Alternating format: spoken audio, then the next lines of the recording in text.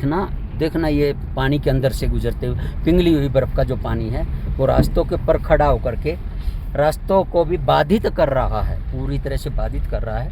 और इन दिनों में ये रास्ते बड़े मतलब दुर्गम हो जाते हैं, क्योंकि यहाँ पर आगंतुकों की संख्या, जो आने वाले जो लोग होते हैं उनकी संख्या बहुत कम हो जाती है, और जो आते हैं वो अपने गंतव्य की तरफ जाने के लिए लगातार कोशिशरत रहते हैं, प्रयास करते रहते हैं। टूरिस्ट होते हैं, एडवेंचर्स होते हैं, और देश के सभी भागों से हमने यहाँ टूरिस्ट यात्री और हमने मिले, सभी बड़े खुश मुद्रा में नज़र आए। हाँ, एक बात ज़रूर मैं बता देना चाहता हूँ, ऑक्सीजन की कमी के बावजूद भी यहाँ थकान का बिल्कुल नामो निशान नहीं है, क्योंकि थकान होती ही नहीं।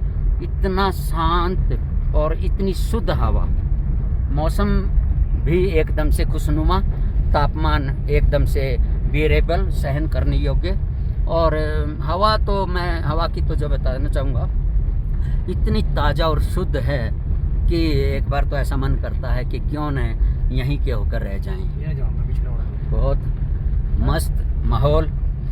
और एक बार फिर मैं गहरे उस जो गहरे जो संकरा रास्ता है जो बर्फ़ के द्वारा बनाया गया है उसमें से गुजरेंगे, और हमारे आगे आगे एक गाड़ी हमारा जो मार्गदर्शन करेगी। और देखो ये आ गया है वही संकरा रास्ता, और दोनों तरफ जिसके बर्फ़ है, बर्फ़ ने बनाया हुआ है। जैसे कई बार क्या होता है कि विवाह शादियों में जो कनात वगैरह लगा करके और जब रास्ते बनाए जाते हैं कितने सुशोभित और शोभायमान होते हैं वे रास्ते, उसी तरह से जैसे किसी ने कनात लगा दी है हमारे स्वागत में। और मेरे बहुत ही आदरणीय मित्र नरेश जी कुछ आपको रूबरू होना चाहते हैं, और वो एक शेर के माध्यम से नरेश जी। हाँ नरेश जी। जो हम पे गुजरे थे रंज सारे, जो खुद पे गुजरे तो लोग समझे। हाँ। जो हम पे गुजरे थे रंज सारे, जो खुद पे गुजरे तो लोग समझे। उस कच्ची सी उम्र वाले के फलसफे को कोई न समझा। उस कच्ची सी उम्र वाली के फलसफे को कोई न समझा। जब उसके कमरे से लाश निकली। हाँ जी, हाँ जी। उस कच्ची सी उम्र वाली के फलसफे को कोई न समझा। हाँ। जब उसके कमरे से लाश निकली, वाह, निकले तो लोग समझे। वाह वाह वाह वाह वाह वाह वाह।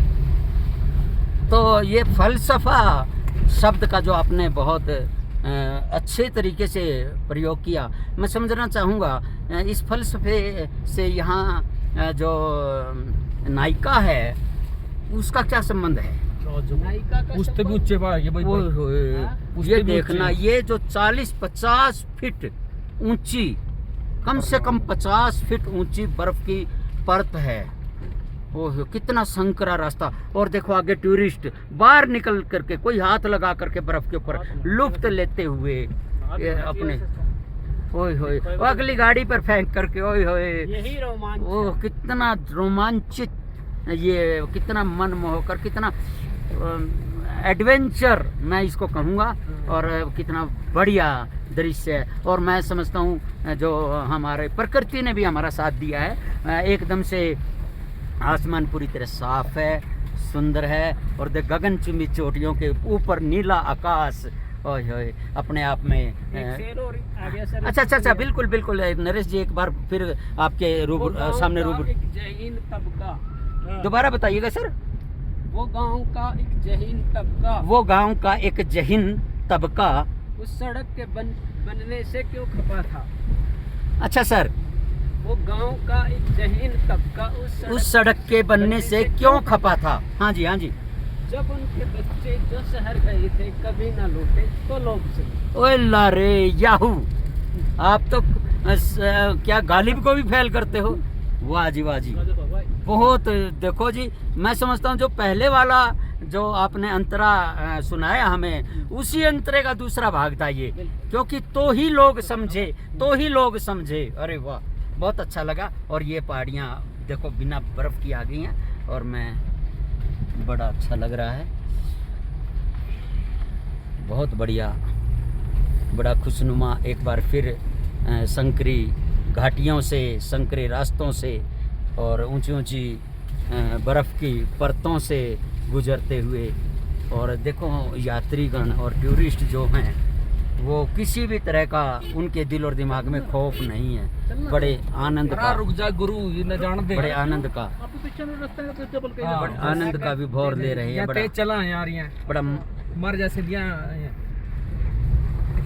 ये देखो बर्फ पिघल करके चोटियाँ, छोटी छोटी चोटियाँ बन गई हैं, और कई जगह तो साक्षात शंकर देव।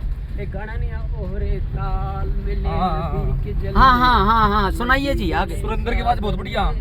सुरेंद्र जी, सुरेंद्र जी गाना सुना यार, गाना सुनाओ ये। सागर मिले कौन गाना सुना के। हाँ, तेज सी आवाज में सुनाइए।